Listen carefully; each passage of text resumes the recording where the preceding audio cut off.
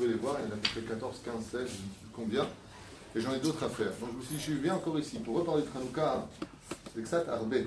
Il y avait un film de vous, hein? Pardon? J'ai vu, il y avait un film. Oui, c'était à Hollywood. Je sais pas si c'était beau, mais c'était très beau. Dans ton rapport. Je reconnais que c'est pas évident de voir des rabbins beaux gosses à la télévision. C'est pas évident. Top. Dans ton rapport. Je voudrais juste comme ça revenir sur les points par contre essentiels, parce que le côté c'était super et on sort d'un chiour, c'est pas du tout ce qui m'intéresse. Justement, je ne suis pas un film super. Moi, ce qui m'intéresse, c'est le domaine de Loa Midrash. Loa Midrash à Ikar et là à Maasé. Mon impresario. Voilà. Donc le Ikar, c'est pas c'était super, on sort et après, qu'est-ce qu'on en fait? On n'en fait rien. Donc moi, ce que je propose, c'est de faire un cours sur une des questions qui m'est le plus souvent adressée. On va parler de la paracha de la semaine sur le domaine des rêves, on va parler de la nuit, on va parler du sommeil. D'accord? Et juste avant cela, je voudrais donner un quart d'heure d'halachot sur la fête de Hanouka. Très bien. Voilà, juste comme ça, pour venir ne pas parler de Hanouka alors qu'on est à la veille de Hanouka, c'est pas non plus très caché, quelque part au niveau philosophique. Aval Tachles, encore hier soir, j'ai fait un cours de 1h30. Hanouka, j'ai l'impression d'être un allumé en ce moment. Hein? Un très bon cours qu'il faut. Comme ça, t'es une fan, toi, t'es pas une référence. Il y avait beaucoup d'humour dans ce cours, effectivement. Tom, juste pour la fête de Hanouka, il faut savoir comme ça que il y a beaucoup de ségoulottes. C'est fini? C'est à moi. Alors, très brièvement. Non, c'est un très bon cours hier soir et ça s'appelle Hanouka, quand l'impossible devient possible. Voilà. À voir. C'est très sympathique, c'est très agréable. Même moi, je me suis kiffé. Bekitsu. Hanouka. La date, comme le dit la halacha, c'est une mitzvah qui est me'od chaviva b'nei Hashem. Ça veut dire que ce n'est pas une mitzvah qui est stam, ce n'est pas une mitzvah qui est commémoratrice d'un événement antique, parce qu'on parle comme ça, pour ceux qui ne le savent pas, je fais un récapitulatif de 2 phrases sur la fête de Hanouka. De quoi est-ce qu'il s'agit? Après que la Babylonie ait cessé son règne sur la terre, vint les Perses. Une fois que eux tombèrent, est venue la Grèce impériale. D'accord? C'est un sujet qui est énorme, il faudrait des heures et des heures, ce que je vais faire dimanche. J'espère que j'aurai le temps de tout développer, parce qu'il faut comprendre qu'est-ce que la Grèce, où est-ce qu'on parle de la Grèce dans l'histoire, pourquoi est-ce qu'il y a une association entre les Juifs et la Grèce pendant une période de la paracha de Noach, entre la Grèce et Shem et Yafet, où les deux vont prendre la lumière qu'on appelle le talit et couvrir leur père au niveau des hanches. Qu'est-ce que cette nation? Alors ça, on le verra pour dimanche, je peux le voir sur Facebook ou sur des réseaux sociaux, peu importe, ou Torah Traim, pour ceux qui sont intéressés pour la suite de shiurim comme ceci ou cela. Maintenant, donc, c'est levé l'histoire de Yavan. Yavan, en hébreu, c'est la Grèce. La Grèce a conquis plus ou moins toute la terre. Elle est souveraine impériale. Elle se veut être reine du monde sur tous les domaines de la philosophie, de la démocratie, de tout ce qu'on peut imaginer, car la Grèce a été une avancée énorme, et ce jusqu'à aujourd'hui pour toute l'humanité, dans les universités et dans le savoir. Entre autres, ce sont les inventeurs du Mada, en hébreu, qui veut dire la science. Ce sont les inventeurs de la science. Ce sont des Chachmé Atun. On les appelait les sages, les savants de Athènes, dans le Talmud. Alors, pas de Goïm qui disent d'eux que c'était des savants. Les Chachamim, eux, reconnaissent que ce sont de grands savants. La seule chose qui n'allait pas, c'est qu'ils ont remarqué qu'il y avait un peuple qui était agaçant. Ils les aimaient bien. Ils les ont même fréquentés, puisque on sait qu'Aristote était revenu d'une rencontre avec Shimon HaTzadik, émerveillé de la science extraordinaire, de la sagesse et du contenu de ce grand sage qui était le dernier Kohen Gadol de l'époque de la Grande Assemblée.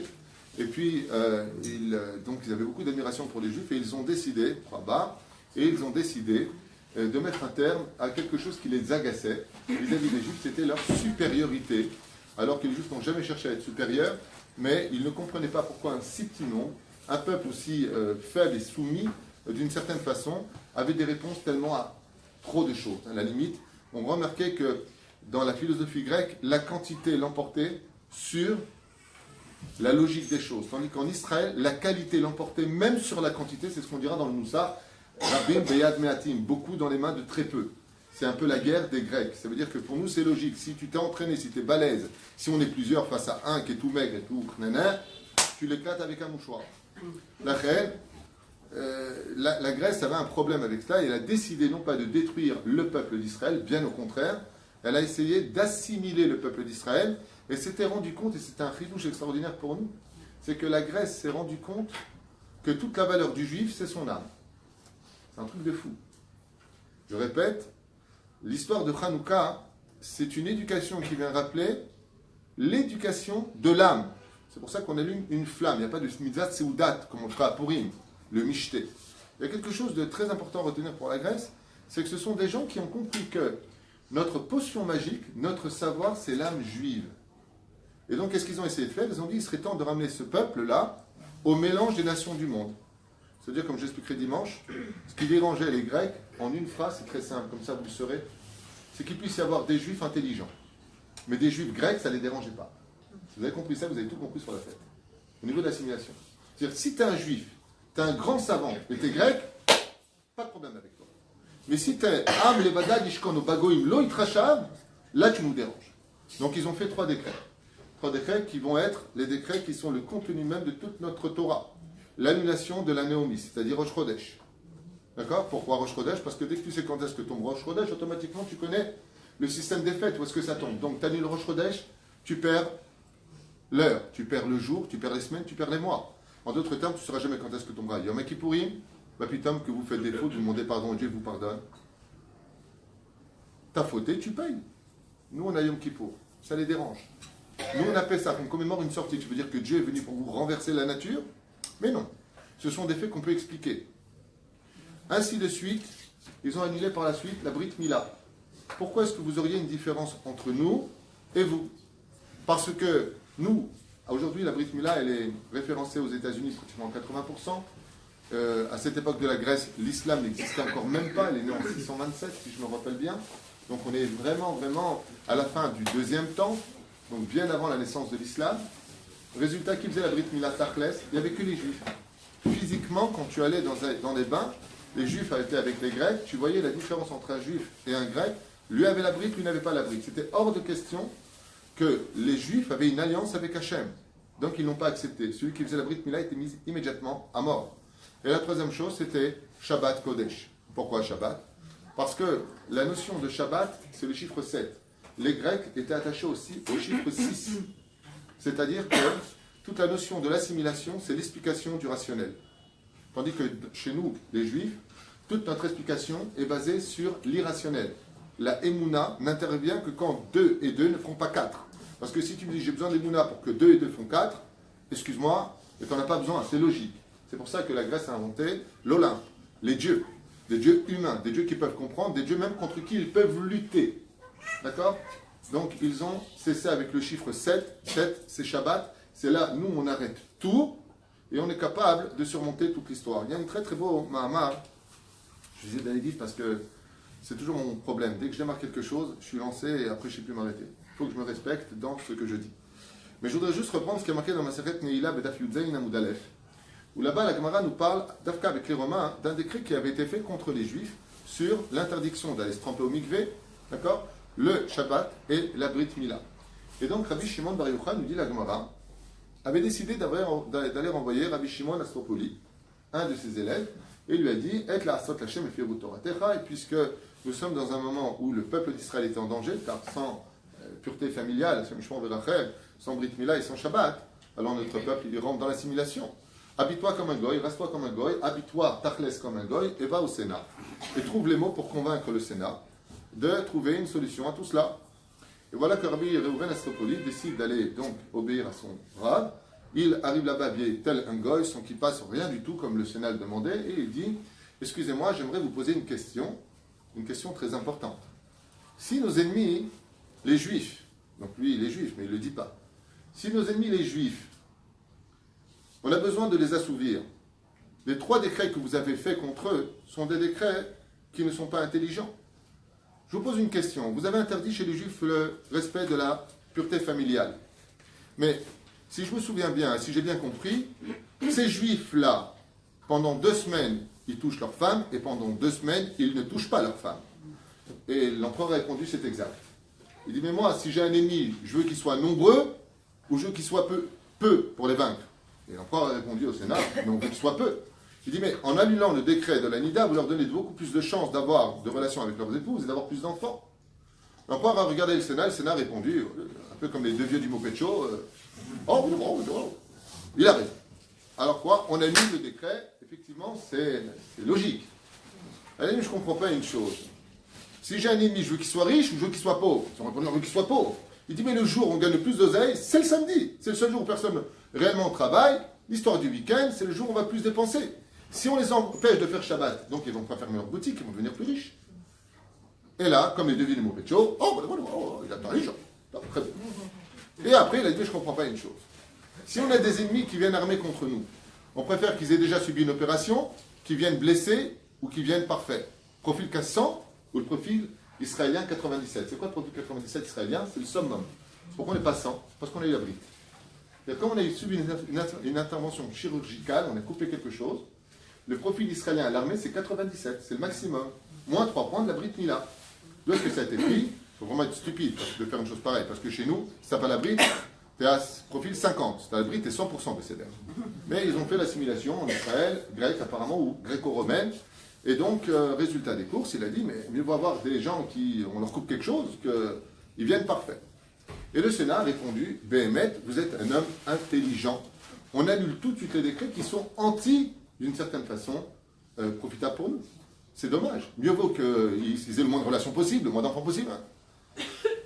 Mais qui saurait la Inyan, la supercherie a été bien entendu un peu plus tard, nous dit la Gemara, constatée parce qu'il a été découvert.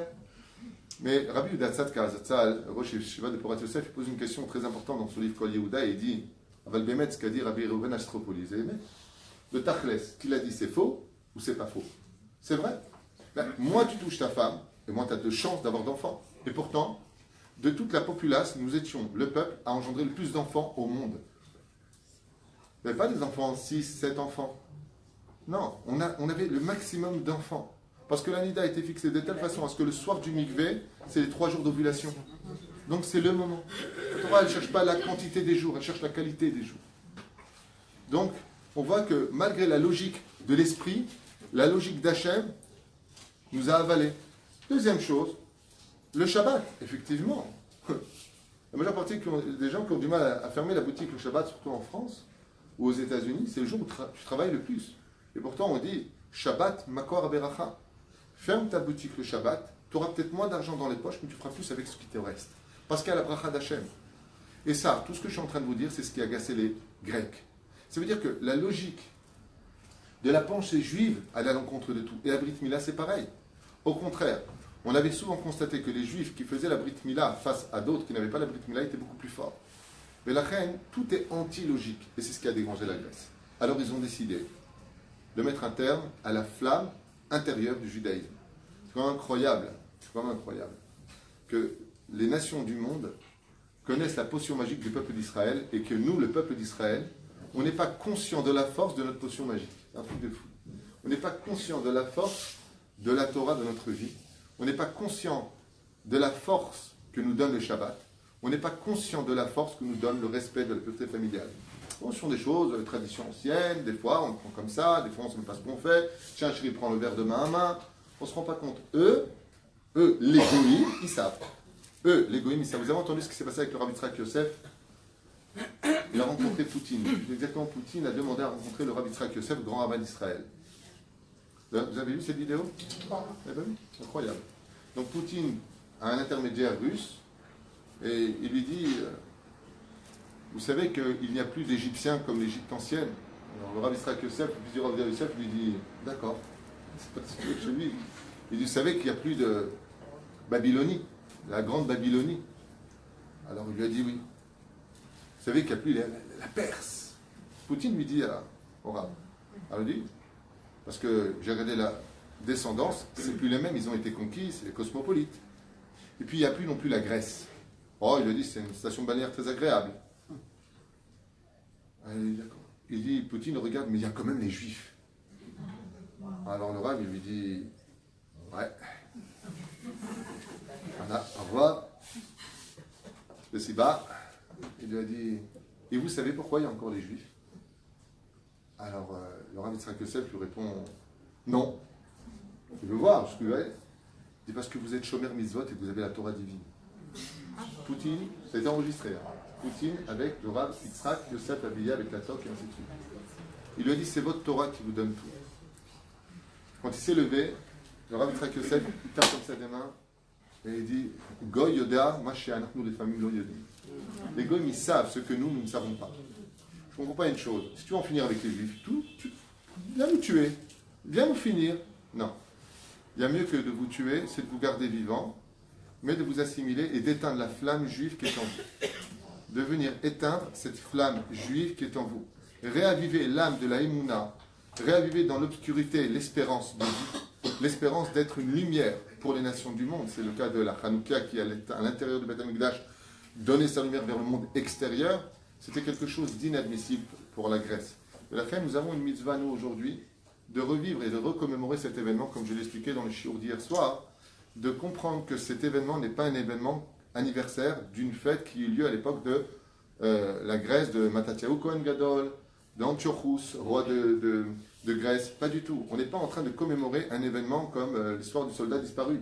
On vient commémorer quelque chose de l'année 2017 de l'ère vulgaire qui nous concerne tous aujourd'hui. C'est-à-dire que tant qu'il y aura encore du grec dans nos sangs, on aura des raisons de fêter encore la fête de Hanouka.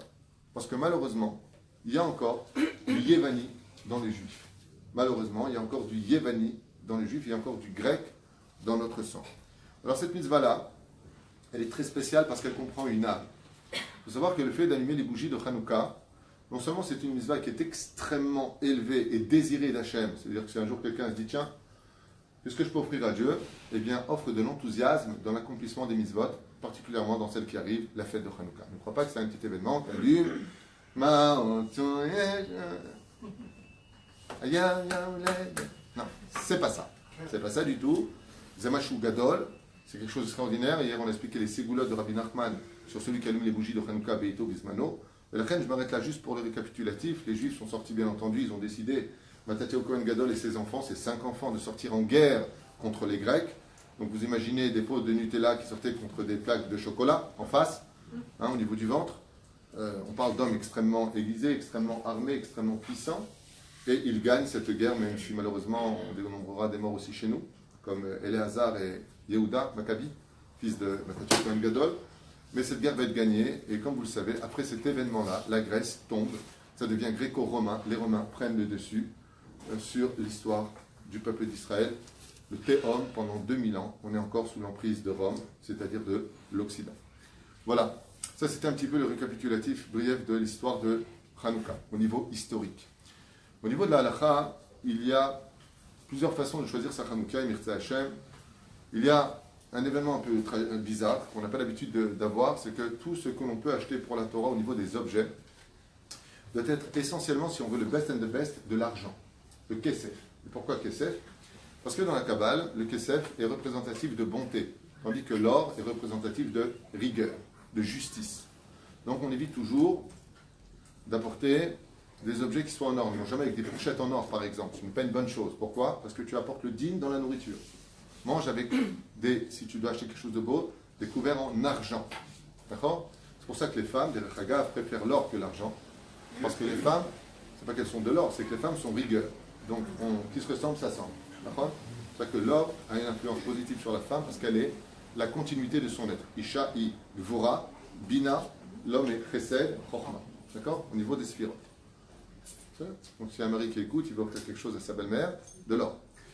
À sa femme, de l'or. Mais la reine. Très brièvement, celui qui a les moyens, pas Mahad Bachaim, Ikne Menorah Shel Zahav, en or, pour la fête de Hanouka. Pourquoi? Pour 2 raisons. La première, c'est ce qu'il y a de plus cher, et la deuxième, c'est que la Hanouka, la Menorah plus exactement du Beth Amikdash, était faite d'or. Donc, commémoration pour commémoration, il est préférable de prendre cette Menorah.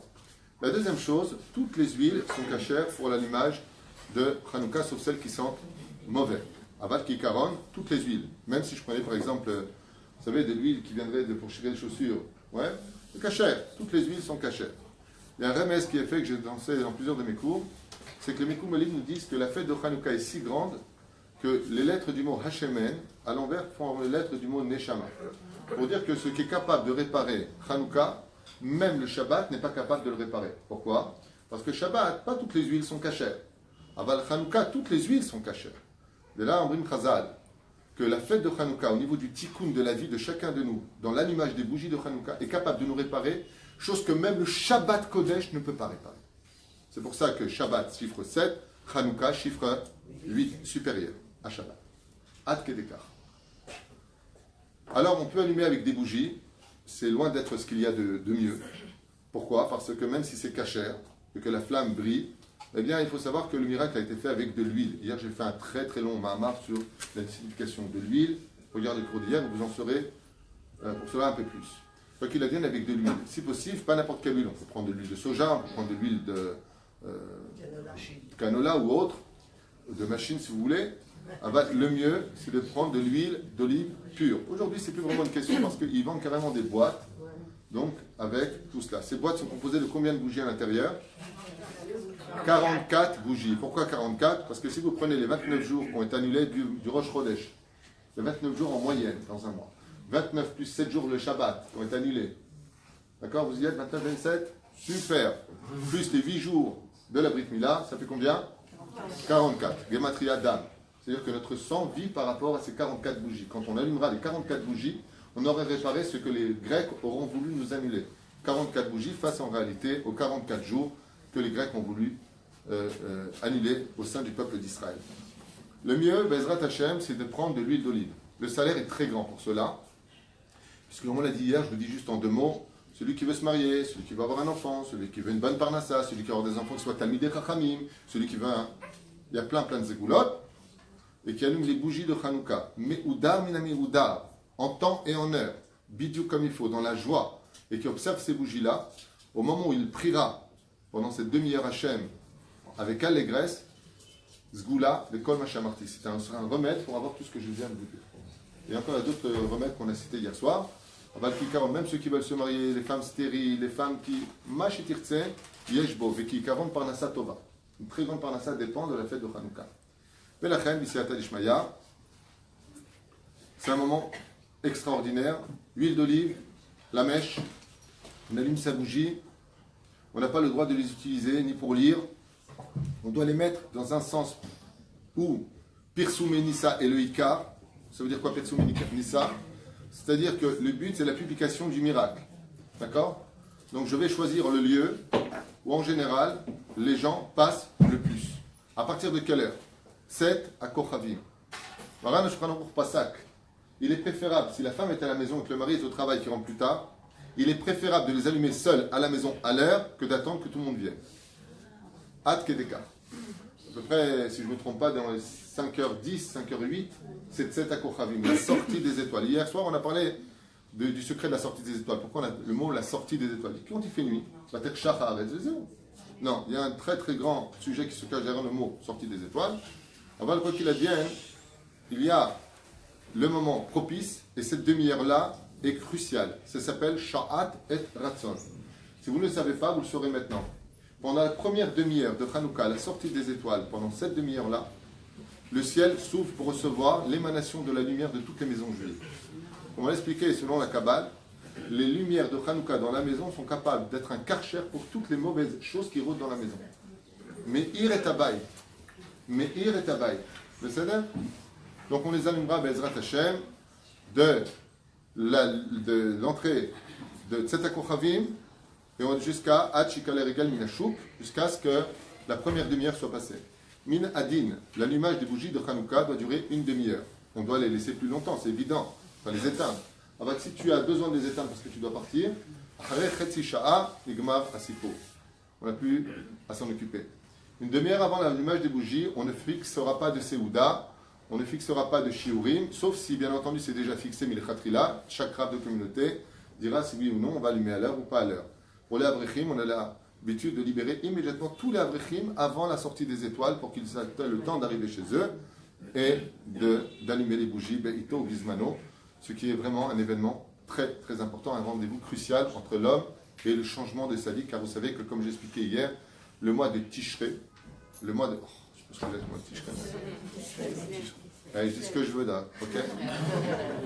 Le mois de Kislev est un mois où tout peut se transformer, changer complètement. Toute ta vie peut basculer. Ça dépendra de ce que toi tu en feras. Comme on dit, j'aimerais bien arriver à voir le bout du tunnel, Un tunnel, ça ressemble à une bougie. Et au bout, tu as la lumière du tunnel qui représente l'âme. D'accord? Or, le bout du tunnel, c'est un remez à Hanouka. Et la reine Bisiata Lishmaya, à partir du moment où malheureusement on n'a pas eu le mérite, ou on n'a pas eu le temps, parce qu'étant occupé ou travaillant, d'arriver à l'heure pour l'allumage des bougies de Hanouka, on a jusqu'à Chatzot ou même jusqu'à l'aube pour pouvoir le faire. Une personne, si par exemple votre mari lui est à la maison et que vous êtes en dehors de la maison, Ish ou Beto, ou même votre enfant au-dessus de l'âge de 13 ans pour un garçon ou 12 ans au-delà pour une fille, pourront allumer les bougies de Hanouka pour vous. Si vous avez un fils en yeshiva ou qui est dépendant en tout cas de vous, c'est-à-dire dès qu'il sort, il vient chez vous, il est quitte de l'allumage des bougies puisque vous allumerez aussi pour lui à la maison. La différence entre le monde ashkénaze et le monde sfarad, c'est que nous, les sfaradim, nous avons le minhag d'allumer une seule Hanouka pour toute la famille, ce qui n'est pas le cas des ashkénazim, qui eux multiplient cette mitzvah-là au nombre d'enfants, au nombre de Hanouka. C'est-à-dire que tout le monde allume sa Hanouka, ce qui fait que vous avez des maisons où vous allez trouver des Hanoukot dans toutes les fenêtres, comme à Bnei Brak, entre autres, où j'en ai parlé hier, très important dans la Bnei Brak pendant cette période, Bezrat Hashem, pour pouvoir y constater le nombre de lumières allumées, les Mamash, même et Neshama, ça élève la Neshama. Vis-à-vis de la prière, alors là je m'intéresse bien entendu plus aux hommes qu'aux femmes, il est préférable de faire Arvit, bien entendu, avant l'allumage des bougies de Hanouka, pour deux raisons. La première, c'est que Tadir, Mesheno Tadir, Tadir Kodem, on a plus l'habitude de faire Arvit que l'allumage des bougies de Hanouka. Et la deuxième, c'est que l'allumage de Hanouka, je vais en parler 2 secondes, l'allumage de Hanouka est une mitzvah des Rabbanan, tandis que le Kiryat Shema, c'est une mitzvah des Oraïta. Quand tu te lèveras, quand tu te coucheras. Tu liras donc le Kiryat Shema. Mitzvah, c'est des Oraïta. Donc entre une mitzvah des Oraïta et une mitzvah des Rabbanan, on donne d'abord priorité à la mitzvah des Oraïta, de la Torah, donc d'abord Arvit et ensuite l'allumage des bougies. Si malheureusement c'est le temps d'allumer les bougies, tu es chez toi et que tu sais que tu vas faire tout de suite après Arvit, alors tu allumeras et tu feras Arvit. Pour le Shabbat Kodesh, c'est je délègue un peu vite parce que je voudrais commencer le shiur. Pour le Shabbat Kodesh en général, voici le Seder. Les hommes se devront de prier Mincha Mibe Odium. Alors juste avant, Sarah, qu'est-ce que tu voulais dire? Je voulais savoir si pour faire plaisir aux enfants, on peut avoir une Hanouka pour eux ou ça nous interdit en quelque sorte. Il n'y a aucun problème. S'il y a un désir de ton enfant d'allumer la Hanouka, quel âge il a? Elle a 6 ans. Tu peux le faire, pas de problème. Hein?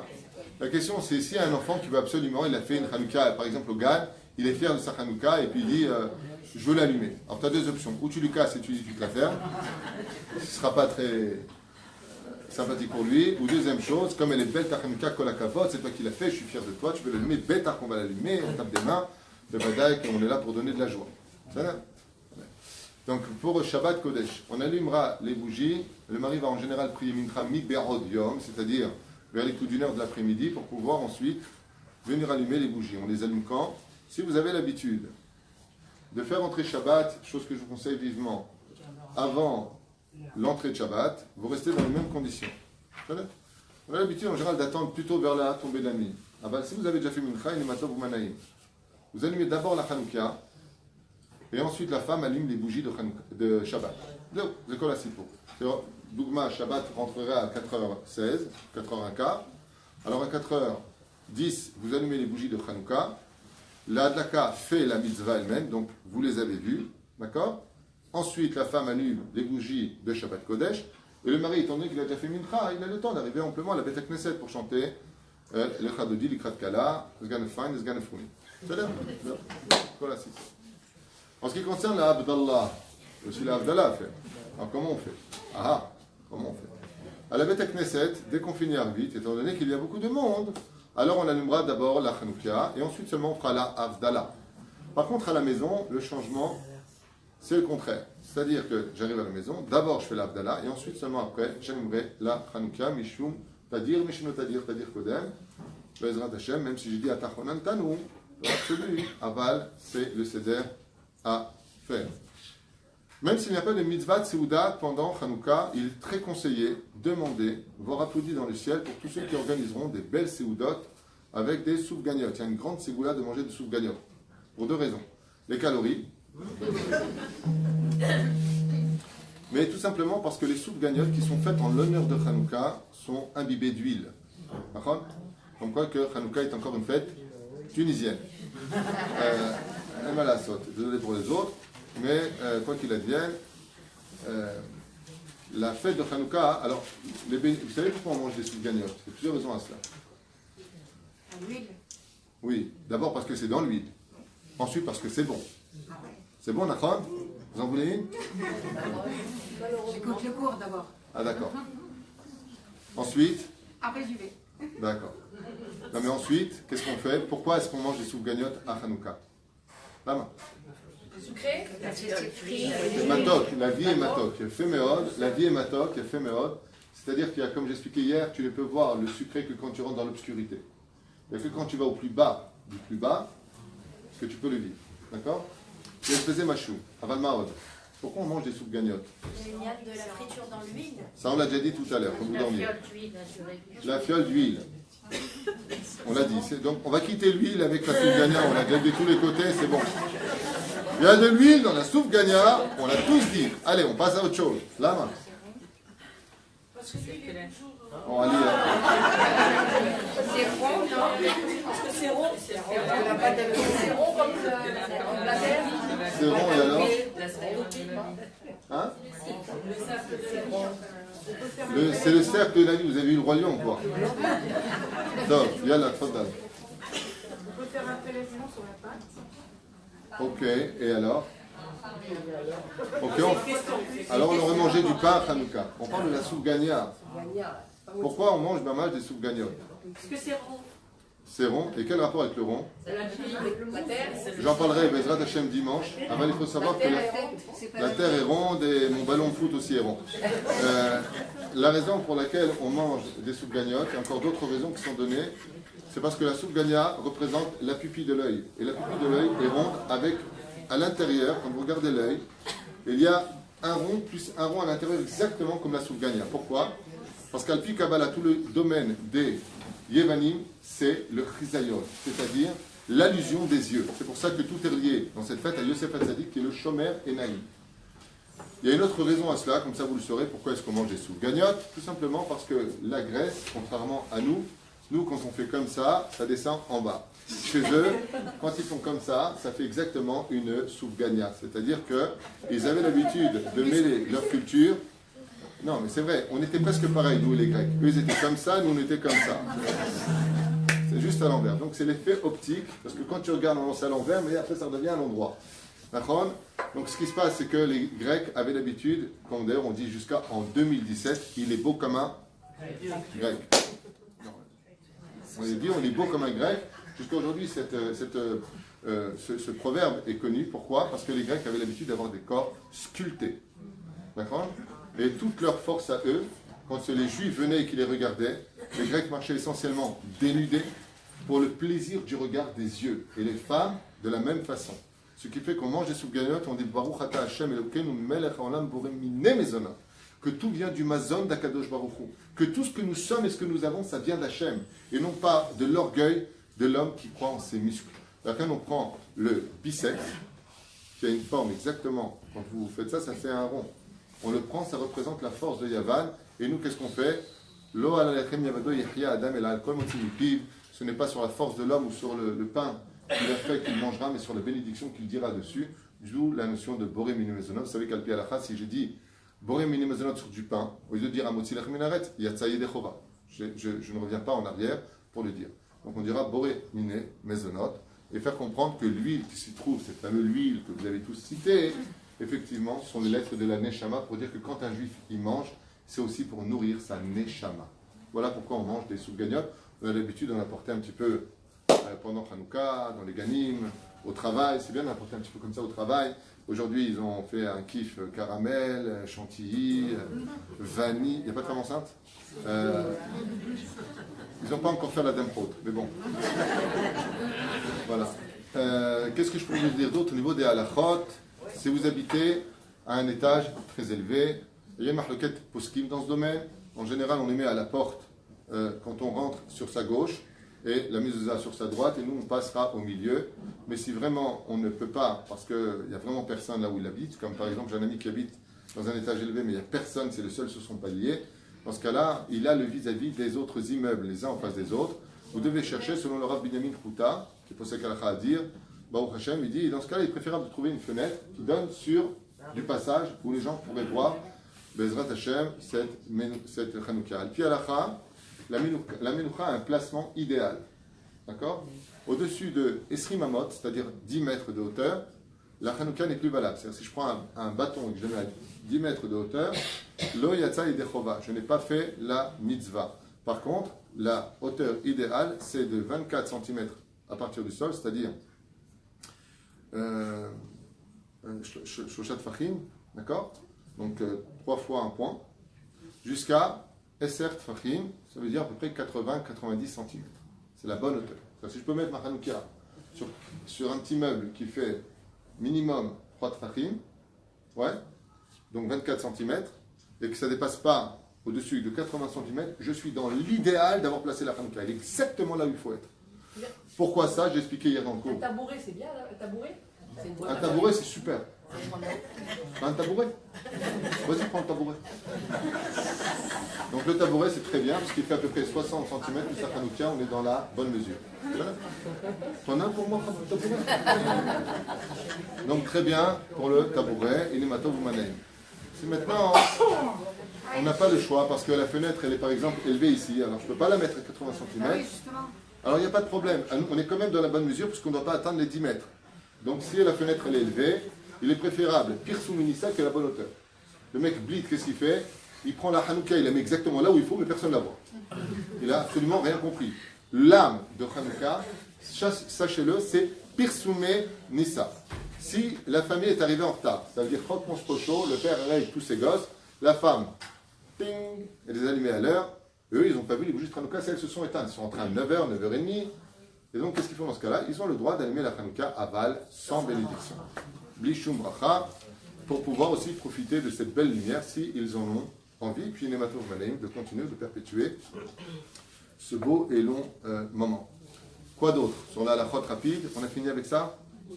C'est bon? Plus de questions? Vous avez des questions sur Hanouka? Ken? Si on a allumé, donc forcément, à temps les lumières, le reste de la famille n'est pas arrivé, lorsqu'ils viennent, on est d'accord, ils sont acquittés automatiquement? Ils sont acquittés automatiquement. Pour les déplacements, ceux qui voyagent. Il y en a qui voyagent pendant Hanouka. Si l'homme voyage et que sa femme est à la maison, même s'il voyage dans un autre pays, il y a ça, il y a des chovas. Il a fait la mitzvah. Vechen haefer, et le contraire, c'est pareil. Pour l'allumage des bougies de Hanouka, si toute la famille part en vacances, donc ils sont eux partis en vacances, là où ils arriveront, ils allumeront les bougies avec la bénédiction dans le lieu qui les concerne. Par exemple, s'ils sont à l'hôtel, normalement ils devraient allumer dans leur chambre. Mais étant donné que la sécurité ne le permet pas, ils devront allumer, ce qui est d'ailleurs encore mieux, dans le hall. Vous savez? Dans le hall. Pourquoi Chez la famille, chez la famille. Ma Si on va chez la famille, chez ma cousine. je vais y arriver. On va parler de votre cousine et du tabouret. Vous inquiétez pas. Attendez, j'ai une question là. Je ne peux pas être partout, 2 secondes.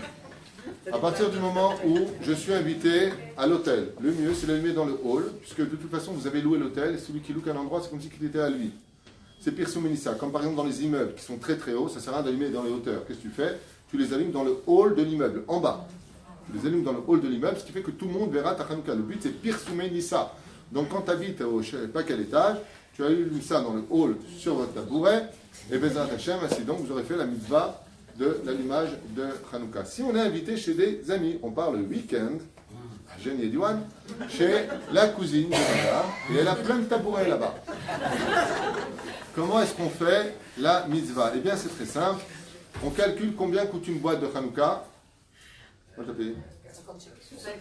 50 shekels. On divise 50 shekels divisé par 44. On va se retrouver à peu près à 1 shekel et demi la bougie. Vous êtes au 3e jour de Hanouka, vous donnez la moitié de 3 bougies à celui qui allume pour vous. Vous devez participer financièrement à l'allumage des bougies et vous avez fait la mitzvah. Je m'explique une fois de plus. Vous êtes invité, d'accord? Donc madame est partie chez sa cousine avec toute la famille et là ils allument des bougies, ils vont dormir là-bas. Bien entendu, si vous retournez chez vous le soir, c'est pareil. C'est exactement pareil. Si vous faites Shabbat ailleurs, donc Shabbat vous n'allez pas revenir chez vous, il est évident que même si vous revenez après ce sera Shabbat. Dans ce cas-là, vous donnez la moitié pécunier financier de l'allumage des bougies. Imaginez que vous êtes à la 7e bougie, donc vous allez donner 20 shekels, Dougma. Ok? Donc vous allez donner 20 shekels à la personne et vous participez. Et ainsi donc, les bougies allumées chez la personne qui vous invite seront aussi vos bougies, puisque vous les avez achetées sur place et vous avez acheté la mitzvah. Par personne ou... Non. Le chef de famille sort tout le monde. Donc un billet de 20. Sinon, si c'est 20 shekels par personne, venez tous chez moi. Je fais des affaires. Vous savez, Ceux qui habitent dans des tours de 40, 60 étages. ils les allument dans le hall. Ils les allumeront dans le hall, en bas. Si maintenant en phase 2, il y a plein de monde qui habite, par exemple aujourd'hui il y a des étages où il y a 9 maisons, il y a 9 portes, comme là où habite ta sœur, alors là-bas par contre tu les allumes, pourquoi? C'est intéressant. Parce que Bémet, il y a plein de monde qui passe. Le but c'est pire sous Mélissa, il faut donner la clarté dans les yeux de celui qui voit la Hanouka, parce que la Hanouka a pour extraordinaire ségoula. Quand on voit ces bougies, on voit des lumières pour nous, on voit des bougies, ça va, c'est quoi? C'est des bougies, hein. Mais pas du tout, hein. C'est un truc qui va te pénétrer au niveau de tes yeux et t'inculquer de l'aïmouna. C'est pour ça que le pire souminsa est très très important. Attendez, juste, il y avait quelqu'un ici? Oui, c'est vous là-bas.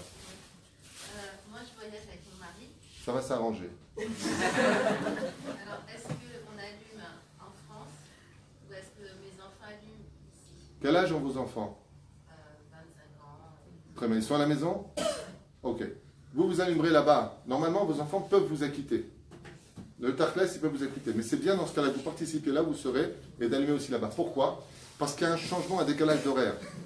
C'est-à-dire que quand ici il fait nuit, là-bas vous n'êtes pas encore rentré. Aval, dans l'absolu, si votre enfant allume chez vous, il y a de ça. Aval, pour éviter cela, mieux vaut aussi allumer là-bas. Et est-ce qu'elle allume avec un papa et nous Oui, aussi? Ish ou Beto. Les deux. Ok. On a un fils ou une fille à l'armée. Est-ce qu'ils sont acquittés ou pas? Si ils reviennent, malheureusement à l'armée, il y a beaucoup de gens qui, surtout dans le monde Haredi. Ah, les questions, c'est mon impresario. La question, c'est si on a une fille à l'armée, d'abord, qu'est-ce qu'elle fait à l'armée, une fille à l'armée? D'abord, c'est un sujet pour lui-même. Aval, donc on va voir comme ça, elle est à l'armée, donc elle est à l'armée. Et c'est qu'être à l'armée, c'est être inquiet.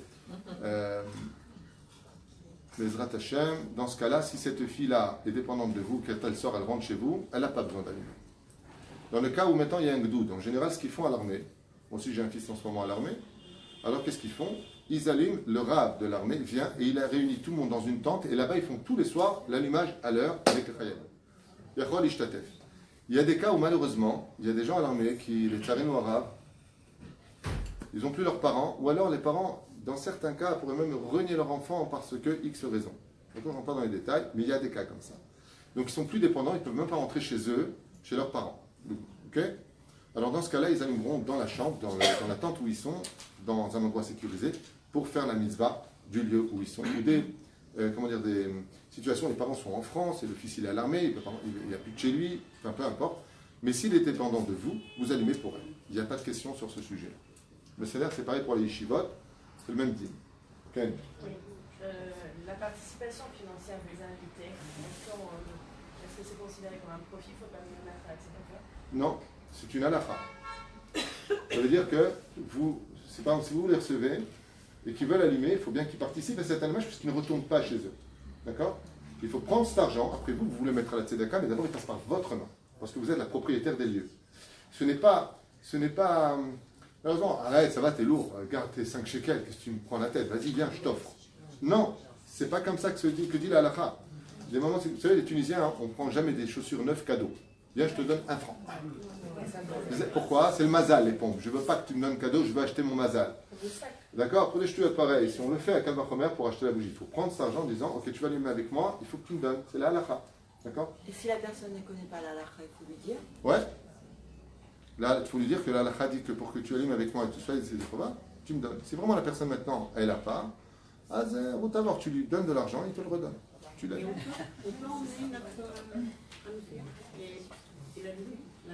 Non, non, non, vous n'amènerez pas, vous pouvez amener vos bougies de Shabbat, vous n'amenez pas votre Hanouka à vous pour allumer chez l'autre. Ce serait des... D'accord, mais à quoi elle servirait? Tiens, t'allumes la tienne, j'allume la mienne, vous ne pouvez pas l'allumer, c'est pas chez vous, Ish ou Béton. Vous participez avec lui. Dans l'absolu, si vous voulez l'allumer, vous pouvez, mais sans bracha. acheté une Hanoukia, les veilleuses en fait. Oui. Et il ne veut pas que je lui rembourse. Est-ce que je dois lui rembourser quand même? Ou est-ce que ça peut être considéré comme un Le Gaon de Vilna avait l'habitude de dire pour cette question-là, mon fils m'a acheté des bougies, c'est bien d'acheter les mitzvot. Le Gaon de Vilna dit, les mitzvot ne se négocient pas. Si on savait ce que nous apporte une mitzvah, on l'achèterait pour de l'or. Je donne un exemple, le Beit Amikdash, une fois, vous savez qu'il y a une mitzvah, j'arrive à fermer la veste, hein, il y a une mitzvah de couvrir le sang du poulet. Quand tu prends un poulet, tu le tues, il y a ce qu'on appelle Kisu Yada. Et une fois, c'est arrivé une seule fois dans l'histoire, ils n'avaient pas trouvé de terre, mais ils avaient de l'or sur eux. Qu'est-ce qu'ils ont fait? Ils ont fait fondre l'or, ils en ont fait de la poudre. Ils ont pris l'or, donc poudre d'or, ils ont fait la mitzvah de couvrir le sang. Les gens, quand ils ont fait ça, ils disent, vous prenez de l'or, vous jetez pour couvrir du sang. Il lui a dit, cher ami, si vous connaissez la valeur des mitzvot, c'est vos yeux que vous auriez donné pour le faire. Donc, il n'est pas bon d'accepter ce genre de choses, au moins de donner une pièce, d'acheter cette mitzvah, puisque la halakha nous dit que même un pauvre qui vit de la tzedaka vendra son vêtement pour acheter des bougies. Ça, faites-lui plaisir, faites-lui un couscous poisson. Vous allez le rembourser. C'est valable dans l'autre sens, on achète pour les enfants, eux aussi doivent donner quelque chose. Et est-ce qu'on a le droit de faire des cadeaux à Hanouka? Alors vous savez que la fête de Hanouka était la fête principale de la chrétienté, reprise, d'accord? Le 25 du mois de décembre. Et nous, la fête de Hanouka, la fête des Lumières, donc cette fête a été complètement recopiée, là-bas ils font des cadeaux. L'origine de la Hanouka, c'est pas de faire des cadeaux à nos enfants. Alors ce qui est certain, c'est de leur donner beaucoup de simcha.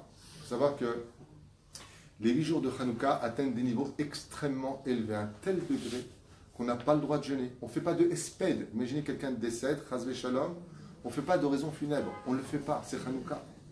On ne fait pas les Tachanounim. C'est une période de Hallel. C'est une période de Hoda'a. Comme Al-Pi Kabbalah, j'ai expliqué hier, ça correspond à l'inspirat de Hod. Hod veut dire splendeur et c'est la racine du mot les Hodot. Hod. Hod va Adar les Boucha.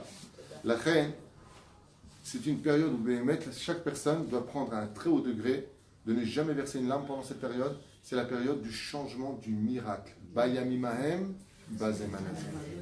Tous les miracles, qui n'a pas besoin de miracle? La vie est un miracle. Non, mais en ce moment. Non, mais d'accord, mais je ne suis pas Mireille Dumas, moi.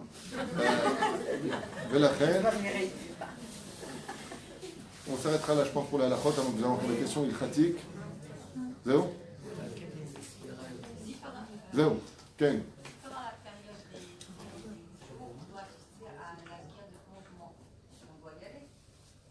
Si pendant en général, on a l'habitude de devancer. Non, mais là, on Oui. ne peut pas. Faites ce que vous voulez, madame. Non, les gens qui font les repas techniques doivent aller. En général, quand par exemple un esguer, je crois que vous appelez ça un esguer, c'est un mot, je crois, algérien. On appelle ça une askara en hébreu. C'est le temps de reparler l'hébreu. Donc quand on a une askara, en général qui tombe à Shabbat, ou un jour de fête, ou à la période de Sukkot, ou Hanouka, on les devance. Il n'y a aucun problème d'avancer un esguer, comme vous le dites, ou une askara. Le fait de repousser, ça ne sert à rien. Par exemple, si l'askara c'était un dimanche et qu'on l'a oublié et qu'on le fait le lundi, ça ne sert à rien. Après l'heure, c'est plus l'heure. Avant l'heure, tu es dans l'heure. D'accord ? Ce qui fait qu'en général, ce genre de choses comme les 11 mois ou autres, on restera en deuil, certes pendant la période parce qu'on n'est pas sorti encore au niveau du temps. Aval Magdimi Moto. Par exemple, là on a une askara le Shabbat, ça se passera jeudi soir. D'accord ? Pourquoi jeudi soir? On ne va pas faire une Seouda, Motzei Shabbat, c'est une Seouda mitzvah, mais lavé malka. Tu ne peux pas faire l'un dans l'autre. Tu vas pleurer une personne alors que tu es en pleine fête. On ne met pas une couronne sur quelqu'un qui a des yeux qui tombent avec des larmes. Et la reine, il est très important de savoir un peu la halachot dans ce domaine. Et si le minag, pour certaines, parce que tout ça c'est une question de minagim, c'est de le faire, c'est dommage de rentrer de la tristesse dans de la joie. Quand les chad est assez épuisé, et là ils vont parler de Hanouka, ils vont réveiller le cœur. Alors il faudra que le Rav qui viendra à ce esguer, eh bien, trouve les mots qui viennent donner de la joie, du réconfort, de l'espoir et de la résurrection des morts qui appartient au monde du bien. Top. On va parler maintenant très brièvement des rêves. J'essaie d'aller vite parce que je ne pensais pas avoir autant à parler de Hanouka. Je vais faire un quart d'heure de Hanouka et le reste sur parler des rêves. La Torah nous parle à plusieurs reprises des rêves. les premiers rêves qu'on rencontre dans la Torah, c'est le fameux rêve de Yaakov Avinu, qui rêve d'un soulam, Tavarta, Yerusho Megia Shamaima, Vemalchim, Yordim, Olim, Veyordim Bo, des anges qui montent et qui descendent. On a aussi le rêve selon le Rambam dans Moreh Nevuchim qui nous parle de ce rêve qu'avait fait Avraham Avinu quand il vit les 3 anges qui viennent vers lui. Donc on appelle ça une prophétie. Les rêves sont une particularité qui appartient au monde de la psychanalyse, qui est pratiquement inexplicable. Il y a beaucoup de machon qui sont ouverts dans le monde entier sur la psychanalyse des rêves. Dans l'absolu, vous le savez, les rêves appartiennent au monde du cerveau. On estime que ça appartient dans certains degrés, les neurones. Mais très bizarrement, quand on dissecte un cerveau, on y découvrira de l'eau, des fibres, de la graisse, des muscles, des veines. C'est-à-dire que quand on prend un cerveau humain et que tu l'ouvres, tu cherches des rêves dedans, tu cherches des pensées, tu récupères de la matière. Et on sait que la matière ne pense pas dans l'absolu. C'est-à-dire que la notion de cerveau, si elle était si forte que ça, on fait des greffes de cerveau, chose qui est impossible pour la médecine, et de qui plus est, on n'a jamais vu de la graisse penser. Okay? Ça veut dire que si maintenant je vous donne tout ça disséqué au niveau des molécules, il n'y a rien qui pense là-dedans. Alors qui pense? C'est pour ça qu'il y a, dans le judaïsme, 3 niveaux pour pouvoir rêver, pour pouvoir penser et pour pouvoir exister. Il y a l'âme sensitive qu'on appelle le nefesh. Il y a l'âme de la respiration, de la neshama qui s'appelle le ruach. Il y a l'âme de la pensée qui s'appelle la neshama. Quand on rêve, il faut savoir d'où ça vient. Est-ce que c'est ma neshama qui est rêvé? Est-ce que c'est mon ruach qui est rêvé? Est-ce que c'est mon nefesh qui est rêvé? C'est très intéressant d'essayer de le comprendre. C'est pour ça qu'on est face à une échelle où il y a plusieurs élévations. Des anges qui montent et qui descendent. Mamash ma'anien. Pourquoi est-ce qu'on a besoin de nous dire des anges? Eh bien, parce que les Mekoubalim nous expliquent que quand les rêves appartiennent à la graduation des anges, c'est automatiquement un vrai rêve. Ça veut dire qu'il peut exister des vrais rêves et des faux rêves. Où est-ce que se situent nos âmes? Au niveau du corps humain. Le nefesh se situe au niveau du foie. Et pourquoi? Le kaved. Et pourquoi? Parce que le foie, c'est une coagulation de sang. Et le sang, c'est l'âme. C'est-à-dire, c'est l'âme sensitive. Le nefesh.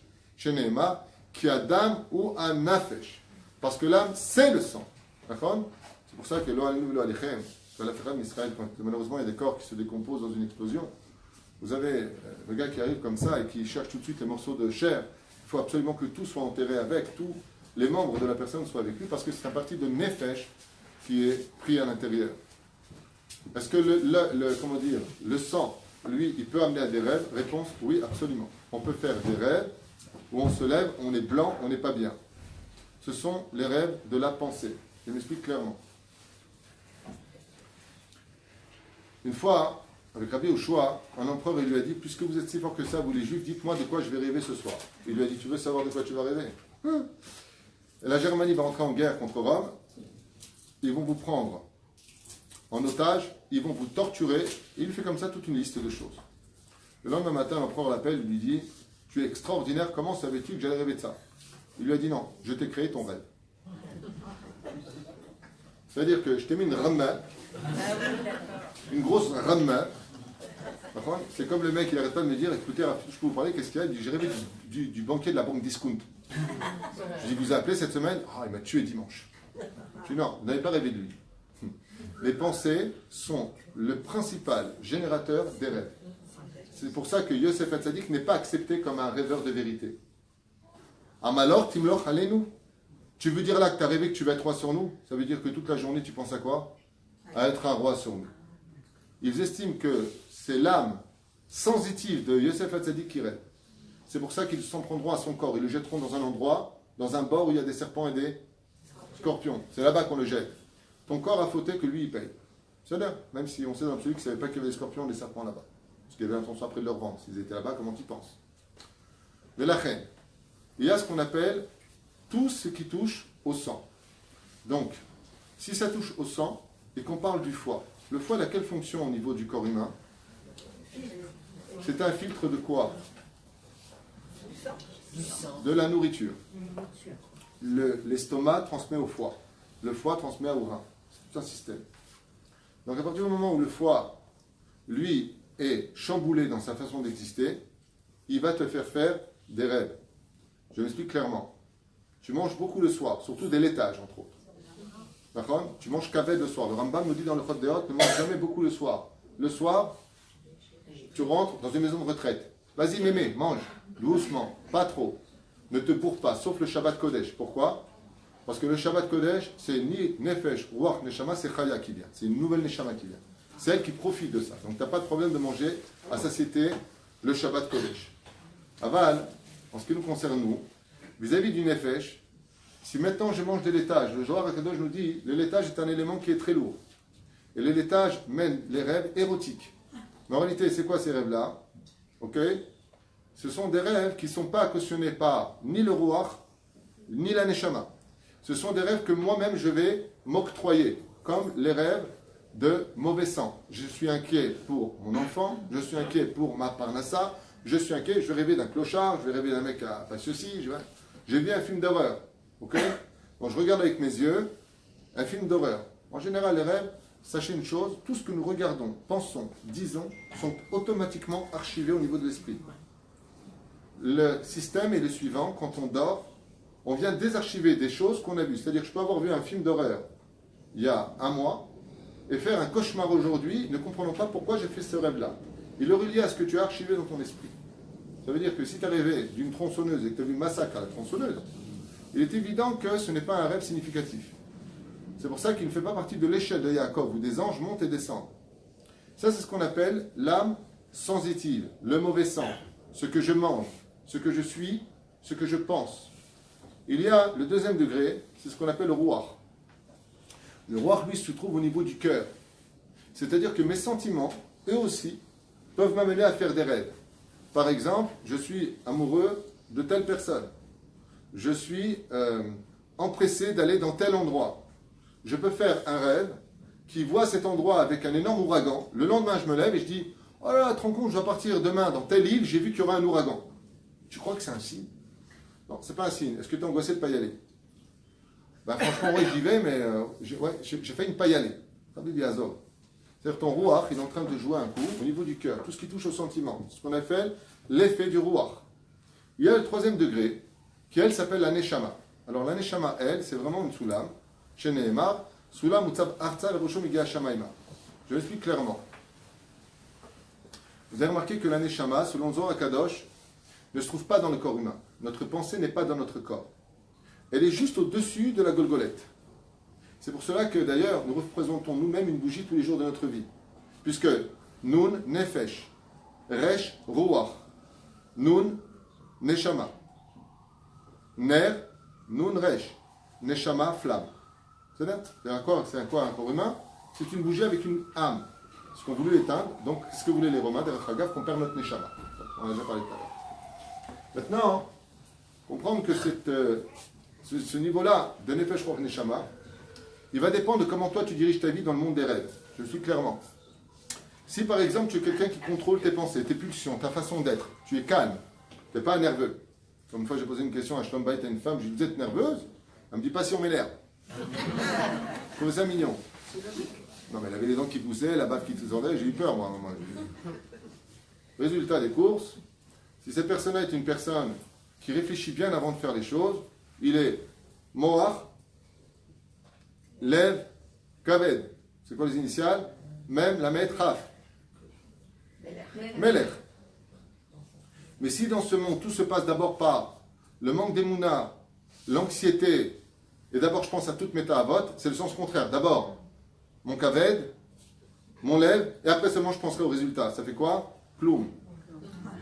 Ça veut dire que si tu montes d'un côté ou si tu descends de l'autre. Chassidut a versé beaucoup d'encre sur ce sujet-là. C'est-à-dire que d'abord, il faut être un homme de pensée. La Neshama, elle est Chelek Elokam Imaal. Si c'est notre Neshama qui pense, qui a rêvé, pardon, alors automatiquement, il faut savoir que le rêve est un 60e de prophétie. C'est-à-dire que les rêves prémonitoires sont marrants, mais tous les rêves sont d'une certaine façon prémonitoires quand ils appartiennent au monde de la Neshama. C'est cette Neshama qui est capable de l'itapes, vela alot. De l'autre côté, quand on enseigne le Talmud, il y a des rêves qui, eux, par contre, vont être attirés par des conduites dans notre maison. Par exemple, vous ne connaissez pas, et je suis content de vous le dire à voix haute, les dégâts que vous provoquez en hurlant dans une maison, insultant dans une maison, vous mettant en colère ou cassez des objets. Vous invitez, comme ça vous le saurez une fois pour toutes, pour ceux qui ne savent pas, des démons à la maison, pas des esprits, les Shindalet rentrent. Pour celui qui dit qu'il n'y a pas de Shindalet en Eretz Israël sur l'Alexandra de Ravayavaye, Enibaya. Je n'ai pas dit ceux qui sont renvoyés, j'ai dit ceux que tu vas créer de ta bouche. De dire à quelqu'un, espèce de, tu n'es qu'une grosse, tous ces mots-là, vous créez des démons chez vous. Comme ça dit la Gemara. Et alors qu'est-ce qu'ils font ces démons? On ne parle pas de Jasper, le petit fantôme blanc, gentil, ça va droit. C'est des démons qu'on appelle, pour certains cas, les Matsrikim, pour un deuxième cas, les Mezikim. Et eux, qu'est-ce qu'ils font? La Gemara nous dit, c'est très simple. Vous savez, quand vous énervez comme ça à la maison, je te supporte pas, tu me fais et tu as un ceci, et tu as un cela, tu viens d'ouvrir une dimension que tu n'aurais jamais dû ouvrir. Jamais de ta vie. Jamais. À tel point que le roi Salomon nous a dit, lui qui les a fréquentés de très près, Chaim bemavet beyad alashon. Tu ne peux pas savoir à quel point ta vie et ta mort sont dépendantes de ta bouche. Ferme-la. Contrôle-toi.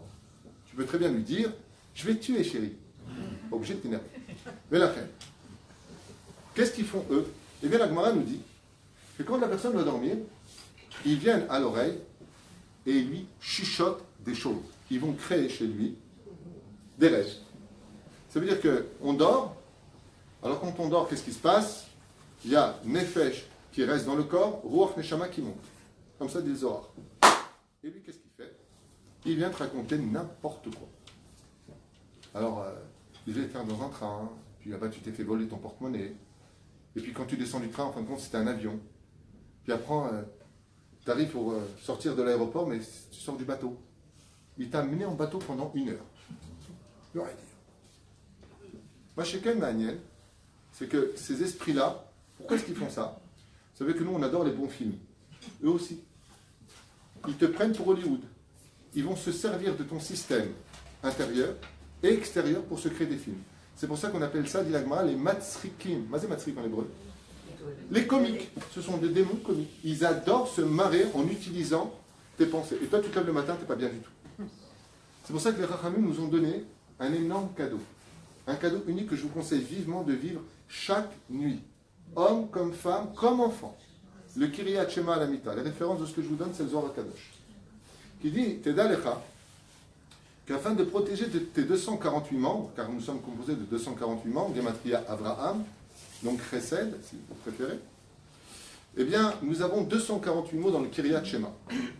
D'accord? Hachem Elokechem Emet, ça fait exactement 248. Et ces 248 mots, quand on fait le Kiryat Shema Alamita, on va être capable d'interdire à ces démons de venir nous déranger la nuit. Le Zohar nous dit, ça ne les renvoie pas, ça les brûle. Ça veut dire que la nuit, quand on va dormir, c'est le monde de l'obscurité, sans que vous ayez peur pour autant. Je vous explique. Mashatem Trim La Asot, ce que vous devez faire, c'est faire tout le Kiryat Shema Mamash. Ça veut dire quoi? Ribono Shalola, Ribono Solar, Baruch HaMapil, Anabechoach, le chef de Seter Elion, Bechoulé, Bechoulé. Cher la Malot, dans certains cas, Shkivenu, les Shalom, ça dépendra des Sidurim. C'est-à-dire, Atatakum Terachem Tzion.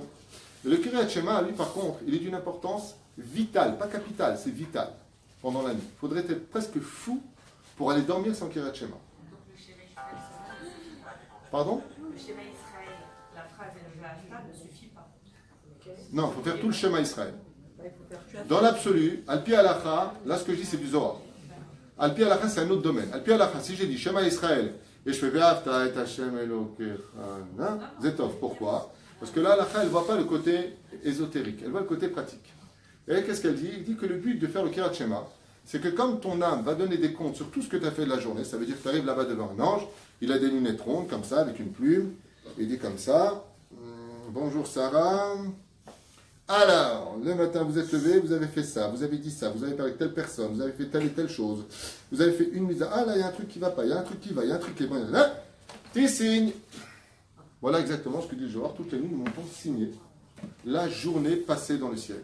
Donc, comme on va aller voir Hachem, et que tout, le plus important dans le judaïsme, c'est comment tu finis ta journée, comment tu finis ta vie, car tout peut changer par rapport à la fin de l'histoire, c'est end, eh bien, on va quitter ce monde avec des paroles de Torah. C'est le but du Kiryat Shema Alamita. C'est que même si tu as parlé après l'avoir dit ce Kiryat Shema Alamita, au moins que tu redormes avec Torah Tziva Lanu Moshe Moracha Yaakov et non pas avec un film ou avec des musiques ou autre chose. Il faut absolument que ce qui t'emmène au sommeil, la dernière phrase soit une phrase de Torah, comme c'est marqué Bimforash. Ashrecha Rabbi Akiva Shenifasa livré Torah. Heureux celui qui meurt dans ce monde avec des paroles de Torah dans la bouche. Comme le dit Rabbi Akiva, Hashem Echad Vemet. Il est parti avec le nom d'Hachem dans la bouche. C'est un srout qu'il faut prier toute notre vie d'avoir. Que le jour où on partira de ce monde, c'est des paroles de Torah qu'on avait et pas qu'est-ce qu'il était beau, Jamzin. Tu arrives dans le ciel, alors c'est vrai que tu as dit Jamzin. Qu'est-ce que tu dis? Est-ce que le schéma Israël est valable? Oui. Vous? Le schéma Israël, il est valable quand on est allongé au lit? Ken, Kirchema Lamita, c'est sur le lit. Allongé. Allongé. C'est la seule fois d'ailleurs on peut le faire allongé, Tachles, puisque le Kriyat Shema, c'est la dernière chose qu'on fait avant de dormir en général. D'accord? Alors maintenant, ce qui se passe, comme ça, juste au niveau technique, il y a plein de questions qui. Je ne voudrais pas m'arrêter sur le Kriyat Shema Lamita, c'est un cours pour lui-même. Alors il y a plein de gens qui me disent j'ai vu Kriyat Shema, et bien ça, je me suis levé parce que mon mari rentrait tard du football, et il a eu faim, donc je me suis levé, il voulait que je reste près de lui, j'ai reparlé. Pas de problème. Si tu fais Kriyat Shema 2 fois de suite, c'est assourd. Pourquoi? Tu peux faire Shema Israël ou pas Shema Israël. Si tu laisses passer une demi-heure, au moins 20 minutes, et tu vas te recoucher, c'est pas grave, tu refais le Shema Israël. Il n'y a pas d'interdit de faire toutes les demi-heures Shema Israël. Alors, c'est comme les beignets, tu peux manger deux.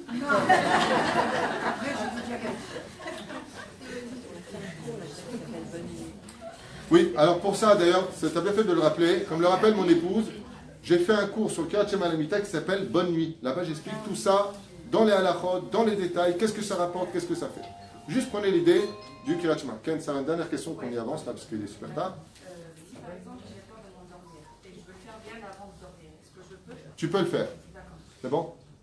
Tant que tu dors avec des paroles de Torah, par exemple, si juste avant de dormir tu dis, en général les femmes connaissent tous le Télim 121, Shir la Ma'alot, Tessaïna, Elelarim, et bien, Shir la Ma'alot. Ben là tu ne vas pas dormir.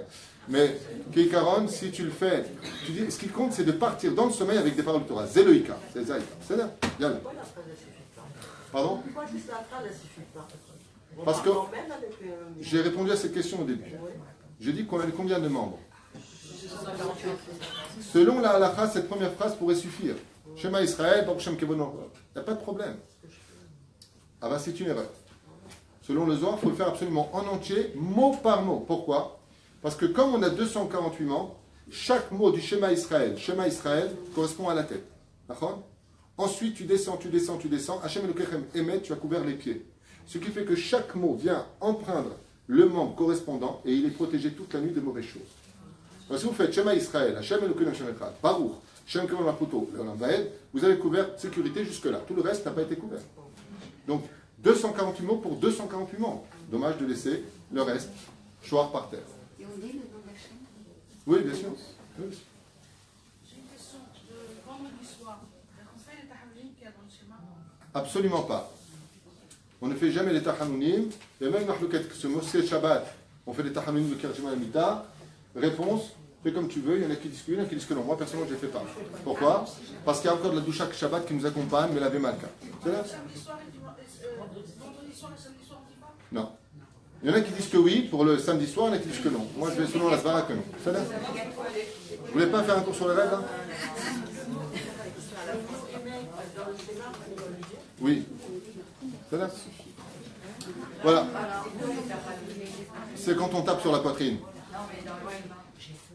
Non, il n'est pas dans le schéma. Il est après le schéma ou avant le schéma dans les livres. C'est là? Bien là.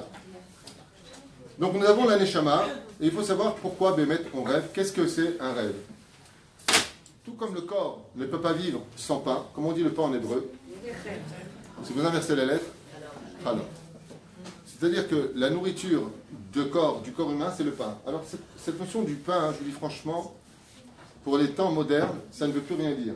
Il faut savoir qu'il y a 70 ans en arrière, je parle de mon père, en arrière, ouais, la nourriture principale c'était le pain. On disait, qu'est-ce que tu manges avec le pain? Aujourd'hui, on est dans les modes sylphides. Avant, quelqu'un qui était maigre, on disait, ouh, qui était bien foutu, on disait, elle est malade celle-là. Elle est fit. Avant, il fallait Bartullah, le triple menton, Bartullah, le kel. Aval, pourquoi? Parce que le pain principal, comme on disait, Ani, Hayal Pito, comme le dit la Mishnah et la Gemara. La Gemara, elle dit, qu'est-ce qu'on appelle la nourriture?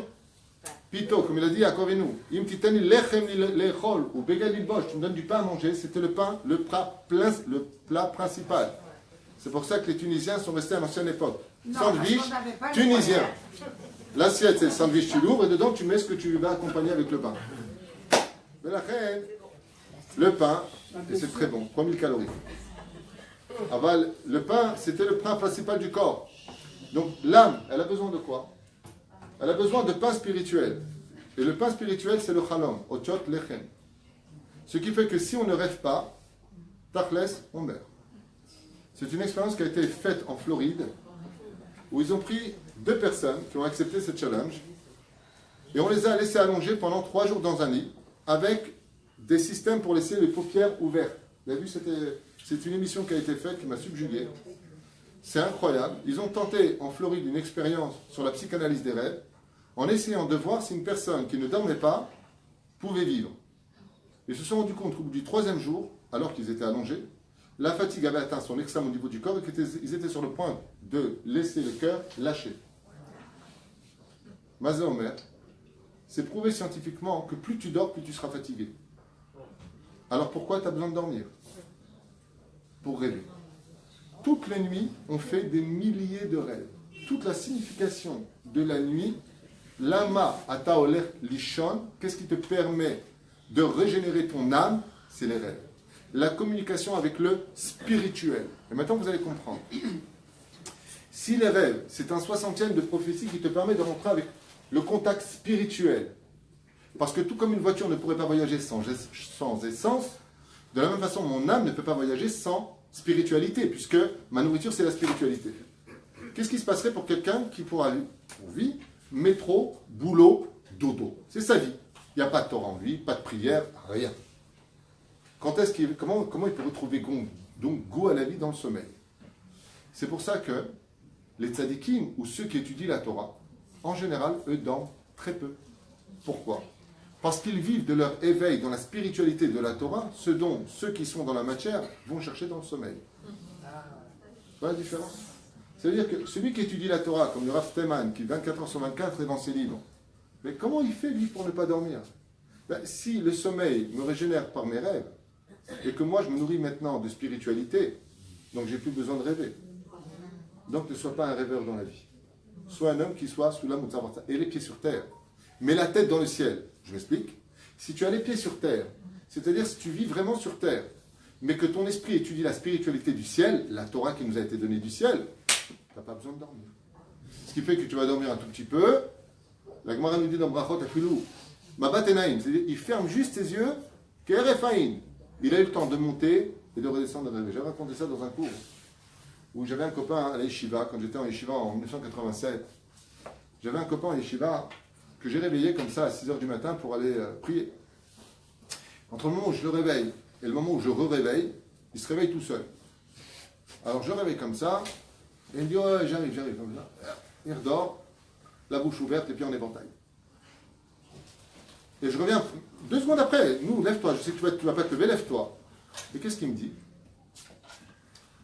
Ah oui, pourquoi il s'est réveillé? Parce que le lit du barreau est tombé sur sa tête. Ouais. Parce que quand j'ai réveillé, je l'ai un peu... Je ne me rendais pas compte de ma force. J'ai donné un petit coup comme ça au lit, mais ça fait un tremblement. Et qu'est-ce qu'il me dit? Écoutez bien comme c'est beau. On va se voir de quelques secondes. Il me dit, oh là là, j'ai fait un rêve. Je dis, quand? Je dis, maintenant, un instant. J'ai rêvé que j'étais parti en Thaïlande. On m'avait demandé de prendre pour une super grosse somme d'argent de la blanche. Et j'arrive à l'aéroport et les chiens me regardent. Et moi, je suis en train de trembler. Bah, sauf qu'ils m'ont attrapé. Bah, ils m'ont dit, qui c'est qui t'a donné? Mais j'avais pas pris le nom du mec. J'ai été jeté en prison et tout ça. Au moment où je viens pour casser les barreaux tellement j'en peux plus, après 2 ans de prison, le barreau me tombe sur la tête. Je lui ai dit, Hachakem. Il s'appelait Yitzhak, je me rappelle son nom. Yitzhak, en 2 secondes, tout ça, il m'a dit, en 2 secondes. Parce que dès que tu rêves, tu n'es plus dans le temps. C'est-à-dire que le temps de le réveiller, il m'a dit, ouais, c'est bon, j'arrive. Et le temps de retourner, de se prendre le barreau sur la tête, ouais, il s'est retrouvé. Et pourquoi tout ça? Parce qu'au niveau de l'esprit, il y a une connexion avec le barreau qui a commencé à se détacher, qui l'a mené au niveau de l'esprit, au niveau du roi, à imaginer cette scène. Pour vous dire qu'en l'espace de, allez, 10 secondes, le mec il a fait 2 ans de prison, il avait la cocaïne sur lui, il est parti en Thaïlande, il a négocié avec un mec, en 2 secondes. Et Rachamim nous dit, tu fais des milliers de rêves, comment tu te rappelles pas? Mais il faut faire attention. La Gemara nous dit, celui qui ne se rappelle pas de ses rêves au moins 1 fois par semaine, il doit se remettre en question spirituellement. C'est pas un bon signe, ça veut dire qu'il est trop matérialisé. Il y en a qui rêvent toutes les 2 secondes. Il y en a qui m'appellent, ah, tu es tout, je suis rêvé. Je lui dis, mais tu dors toute la journée ou quoi? Mais la reine, le tzaddik est capable de vivre de son éveil, parce qu'il a l'épée sur tête, mais la tête spirituelle, alors que le rachat, lui, par contre, quand je dis le rachat, c'est le matérialiste, on aura constamment besoin de dormir. C'est pour ça que très souvent, les hommes qui travaillent toute l'année rêvent de vacances. Et les vacances, en général, c'est pas une critique que j'amène, c'est une constatation.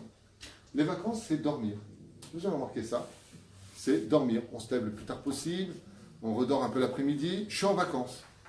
C'est-à-dire que, au lieu d'avoir des vacances juives, ou, comme une fois à la yeshiva, j'ai reçu comme ça 2 personnes qui venaient du Golan, et ils m'ont dit, ouais, on a pris une semaine de vacances. Ils sont venus à la yeshiva. J'ai dit, une semaine de vacances à la yeshiva, c'est sympa. Il m'a dit, ah, si on a des vacances pour venir étudier à Torah. Ça, il a fait. Des pérouchadara. Ça ne veut pas dire qu'on ne doit pas aller se promener, prendre un hôtel. Au contraire, c'est très intéressant. Seulement, donne toujours avec toi, comme j'ai fait sur le cours qui s'appelle Prends Hachem avec toi. Si tu pars en vacances, prends toujours à 4 jours avec toi aussi dans tes vacances. Ça veut dire, ce que tu fais, tu te lèves à la prière, va à la prière, va couler le coup. Top, comme Michel.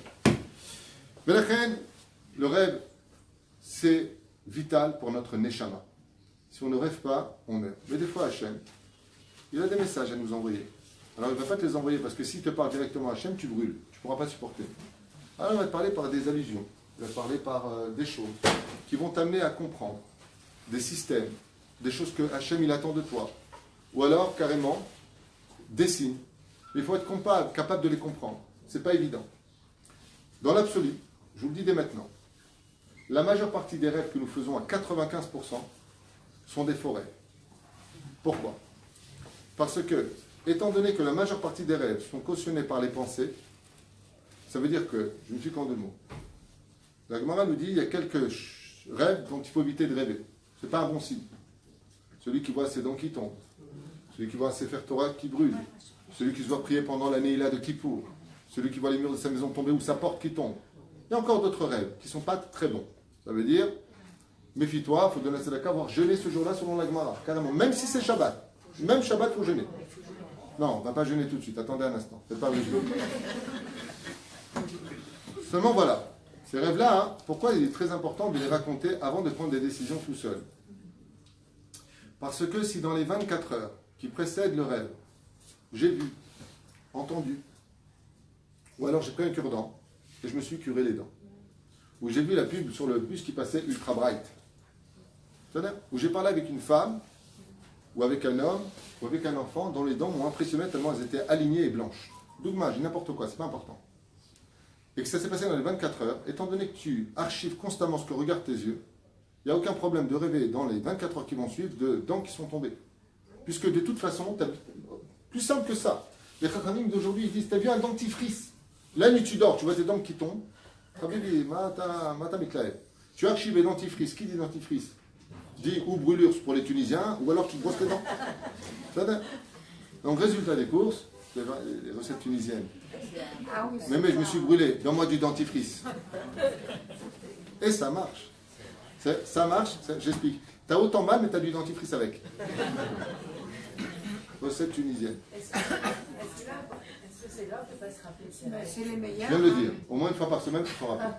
Au moins une fois par semaine. Très bien. Très bravo. C'est les meilleurs, hein? Qui? Les recettes tunisiennes. Voilà, madame. Et donc, c'est pas important, c'est des blagues. Aujourd'hui, grâce à Dieu, il n'y a plus de Tunisiens, il n'y a plus d'Algériens, il n'y a plus de Marocains, il y a des Hébreux. Voilà. Le peuple est revenu sur sa terre. Ah, c'est vrai. Tous Tunisiens. Alors, étant donné que maintenant, tous les rêves que je vais faire, allez, j'ai vu un Sefer Torah, tu vas à la Beth Knesset, vous avez Florence qui vous parle constamment de mitzvot, demain elle va vous parler d'un Sefer Torah, et là tu vas dans un qui brûle.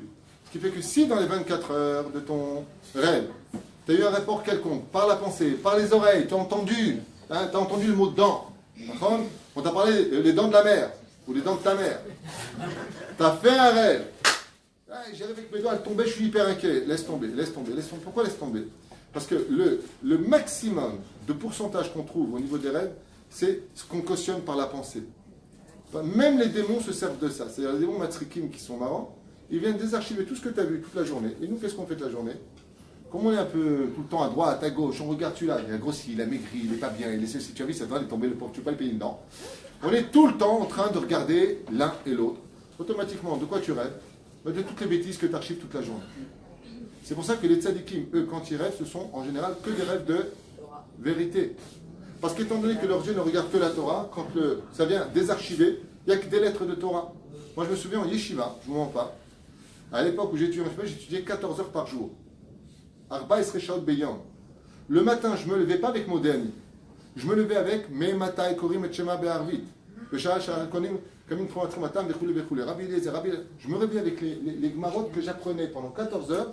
La nuit, je les disais Baalpé. Alors que je ne le comprenais pas. C'est vrai. Quand j'étais en France avant la Tchouva, je chantais au pays de Candy. Mais à la Yeshiva, c'est-à-dire ce que tu archives, c'est ce que tu ressors. Les tzadikim, eux, quand ils rêvent, ils prennent toujours ça au sérieux. Pourquoi? Parce qu'il n'y a rien à désarchiver. Mais nous, qu'est-ce qu'il y a? Brad Pitt, le dernier James Bond, le dernier truc, un Torah, téléphone, la blague dernière de telle et telle chose, un petit Torah box, un petit machin, c'est à la badou. C'est à la badou. C'est tout mélangé chez nous. Après, nos rêves, à 95%, franchement, Elem Shum Hashmaout Beyamenu Ayom. Les rêves de vérité, eux, sont cautionnés par le monde des anges. Il faut être digne de cela.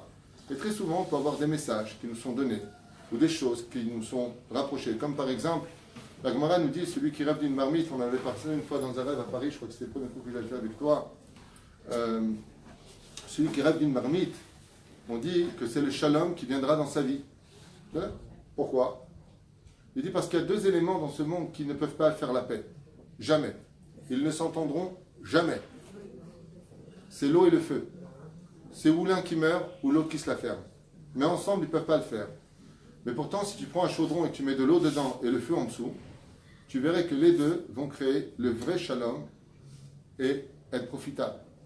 Après, tu vois que celui qui rêve d'un chaudron, les Chachamim lui disent, on lui annonce le shalom dans sa famille. Dogma. Il faut connaître. Celui qui rêve d'un serpent qui le mord, ou d'un serpent que lui il tue, c'est différent. S'il rêve d'un serpent qui le mord, on lui annonce une très grande parnassa qui arrive. Si c'est lui qui tue le serpent, on lui annonce qu'il va perdre sa parnassa. C'est là. Mais maintenant, si tu as vu Persifleur en dessin animé et que tu rêves d'un serpent, rien à voir avec tout ça. C'est là. Ou Flèche Bleue. Les parents. Hein? Les parents. Les parents? Oui, les parents. Vous avez rêvé des parents? Et vous avez vu une photo? Vous avez... Encore une fois, alors. Non, on ne va pas commencer à me donner les rêves. Sinon, je mets la gel là-bas, la serviette sur la tête, vous faites la queue, vous préparez des chèques et je vous donne vos significations. Si on a parlé avec ses parents, si on a vu une photo de son père, par exemple, quelqu'un il a perdu son père, ok? Il a perdu son père, il voit une photo de son père, la nuit il rêve de lui. C'est pas son père. Il va chercher son père, tu comprends? Maintenant, si dans le cas échéant, c'est l'idée de l'échec. Oui. Les rêves éveillés, c'est pas des rêves, c'est des pensées. C'est somnoler dans les pensées. Alors maintenant, je voudrais quand même avancer un peu dans le sujet. On peut rêver des morts, nous envoyer des messages qui ne sont pas bien. Absolument, absolument. On peut tout à fait rêver de Niftarim. D'accord? Les Niftarim, en général, quand ils descendent, c'est pour deux choses. Ou pour assurer celui qui est dans son corps encore sur terre, parce que mourir n'existe pas, ça ne veut rien dire. Je le répète, on ne meurt pas, il n'y a pas de mort. C'est l'onachron. C'est que quand on décède nous-mêmes, on se rend compte de la supercherie que même la mort n'est pas une mort. C'est l'onachron. Le Zohar dit tous ceux qui sont partis de ce monde viennent nous dire ah, comment tu es vivant? Il dit pourquoi? Mourir, c'est exactement comme si j'enlève maintenant ma veste, je la pose là et je vais là-bas. Je suis mort, j'enlève ma veste. Mourir, c'est simplement pour retirer le corps, mais je continue à vivre. C'est là. Alors il arrive des fois que les niftarim, surtout pendant la première année. Après la première année de décès, c'est pas sûr que ce soit eux. Je vous le dis. Parce qu'il est très difficile après un an de décès de redescendre. Il faut une autorisation spéciale d'Hachem pour pouvoir redescendre du monde d'en haut vers le monde d'en bas. Pendant la première année, ils font l'aller-retour, donc c'est facile de rêver d'eux. Et si on rêve pas d'eux tout à l'heure? Si on ne rêve pas d'eux pendant toute l'année, il y a deux raisons. Ou ils se sont directement levés au Gan Eden, ils ne sont pas du tout intéressés à redescendre. Ça veut dire que le Zohar dit comme ça, que quand une Neshama, elle part de ce monde, pendant un an, elle fait l'aller-retour. Elle monte et elle descend, ce qu'on appelle l'année de deuil. Pourquoi on reste en deuil après un an? Allez, un mois plus tard, qu'est-ce que tu vas faire ressusciter tout de suite? C'est pas toi qui décides de ça. Azama est en deuil, parce qu'il est encore là. Il fait ses allers-retours. Il fait ses allers-retours et il voit absolument les pensées de tous. Tu n'as pas besoin de lui parler, il sait exactement, dans une transparence absolue, ce que tu ressens, ce que tu vois, ce que tu penses. Il sait tout de tout. D'ailleurs, c'est horrible. c'est horrible. Parce que quand quelqu'un est niftar, quand il regarde tous ceux, il est au-dessus de, comme ça, au-dessus des autres, il regarde le Tzibour exactement, il sait exactement ce que vous avez dit de lui toute votre vie, ce que vous avez pensé de lui, le Lachon Hara. Il voit tout. Tout est clair. Il devient transparent à tout ce que vous avez pu voir et imaginer. C'est Nora Ve'ayon. Nora Ve'ayon. Seulement après les 1 an, la Neshama, elle a fini son cycle de 12 mois, comme c'est marqué à Filouchtam, Esrei Chodashim et Geinam. Et dans ce cas-là, il faudra des autorisations spéciales. C'est-à-dire si pendant la première année, où, petit 1, il est monté très très haut, et en général, quand les Neshamot montent très haut, elles ne sont pas du tout intéressées à redescendre. Elles prient devant le trône divin, pour toute la famille en bas, pour ceux qu'ils aiment. C'est ce qu'on dit pendant le Yertzai. Quand tu vas en haut, tu es un bon avocat pour nous, et ils ne sont pas intéressés. Pourquoi? Je me rappelle une fois, j'avais un copain dont le père était très malade. Il était en Israël, à Jérusalem, et son père était malade en France. Il est parti voir le Rav Zuckerman. Il lui a posé la question, Rav, mon père est malade, est-ce que je vais aller là-bas? Le Rav Zuckerman lui a dit, pourquoi? T'es médecin? Il a dit, non, mais je vais aller prier. Il lui a dit, tu vas en France pour que ta prière revienne à Jérusalem, alors que tu habites à Jérusalem, va au Kotel. Le Rosh Hadavar que ce que dit le Niftar. Le Niftar, il dit, même il va la raider. Pourquoi je vais descendre? Ah, si je prie, c'est pour que ça monte devant Hachem. Je suis à côté d'Hachem, je lui parle directement. Azachen, cette absence de rêve, on a, nous, envie par le sentiment humain, d'avoir, comment tu vas, viens me voir, donne-moi un message, dis-moi que tu penses encore à moi. C'est pas possible, comme ça, alors tout s'arrête. En réalité, il n'y a rien qui s'arrête. Tout est caché. Il n'y a rien qui s'arrête. Rien n'est arrêté. Tout est dans le ciel, et la Gemara va plus loin. La Gemara nous dit, si ce n'est pas par la prière des morts, le monde ne peut pas exister une seule heure.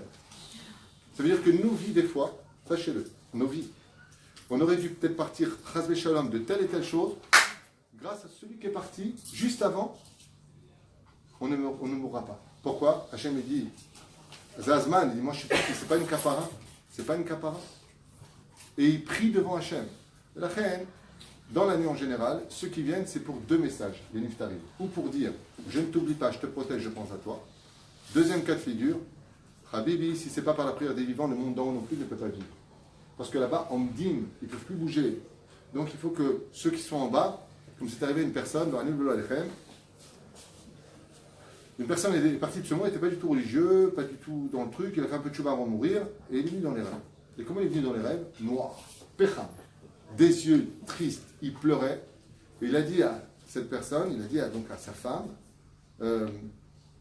parle aux enfants, dis-leur qu'ils m'aident. C'est tout ce qui a été dit. La mère appelle les enfants, elle dit, écoutez, j'ai rêvé de votre père, il était Shem Ishmael Biracher.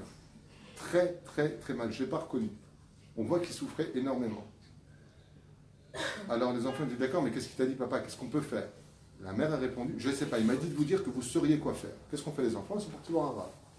Le rab, il leur a demandé de faire le kaddish, je n'avais plus raté un seul et seul kaddish. C'était bien. 1 mois plus tard, cette femme rêve de son mari, habillé de blanc, couronne, magnifique, ensoleillé. Il a dit, tu diras merci aux enfants, je vais beaucoup mieux. J'ai un cas qui vient me voir à la maison, au Beth Midrash, que tu connais bien d'ailleurs. La personne me dit, écoutez, alors tuto, il faut que je vous parle, c'est très important. Makara, il y a quelqu'un chez moi. Je lui dis, écoutez, moi aussi je me fais suivre par Facebook. Je lui dis, quoi, il y a quelqu'un chez vous? Écoutez, je ferme l'armoire, elle saurait où? Le lustre il bouge. Je me retourne, je vois une ombre qui passe. Je lui dis, ok, il n'y a pas de problème. Vous allez sortir de chez vous, vous allez mettre de la farine dans toute la maison. Farine. Vous voulez entendre ou vous voulez pas entendre? Il y a des appareils, volume.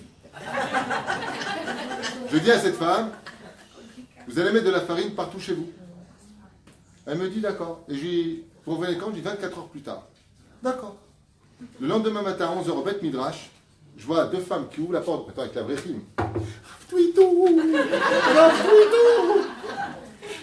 Hachakem, je vois comme ça, moi je dis c'est ça. J'arrive là-bas, elle me dit, regardez sur portable. Et là je vois la farine avec des pieds. Je dis ok. Je sais bien, c'est pas des pieds de poule, donc c'est déjà une bonne chose. Je dis ok. Qui est mort chez vous cette année? Et la femme me regarde comme ça, elle me dit, ben mon beau-père. Ok. Votre mari, il a fait le Kaddish? Ah non, personne n'a fait le Kaddish. Je lui dis, ok, c'est votre beau-père qui est chez vous.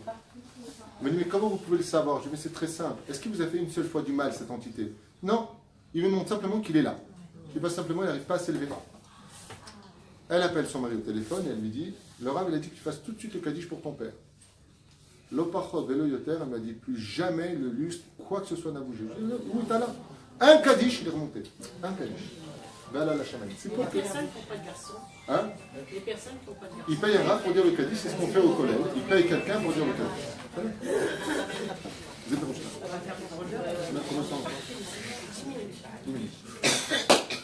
alors, non mais si vous avez trop de questions, je ne vais pas avancer dans mon cours. Non. Attendez, donc quoi? Des rêves qui ont été la présence de tzadikim comme le rabbi ou Rav. J'ai peur de vous répondre et de vous décevoir. Parce que ma réponse est celle du Rav Ovadia Yosef. Vous voulez l'entendre? Oui. Bon. Le Rav Ovadia Yosef, un jour comme ça, on lui a posé la question. Quelle est la question? La question c'est, quand on rêve de grands tzadikim, comme on a vu le Rabbi Lubavitch, on a vu le Rabbi Shimon Bar Yochai, on a vu. Le Rav Ovadia Yosef, il dit, pour arriver à un degré de rêver d'un tzadik personnellement qui vient nous voir, il faut être quelqu'un d'exceptionnel. Ce sont ses mots à lui. Ça veut dire que il faut être quelqu'un qui ait fait un acte qui soit mamash yotse minaklal ou un tzadik gamo. Le Rav Ovadia a dit de sa bouche, même les grands tzadikim bekoshi y arrivent. Mais anachnu. Et il dit, et sa réponse a été très dure, il dit des fois les matzrikim, les anges qui se marrent, ils prennent leur allure. Donc c'est un peu décevant. Mais de l'autre côté, moi je peux vous dire, je connais des gens, c'est vraiment des gens exceptionnels, ils font partie des gens bons. Ils ont rêvé de tzadikim.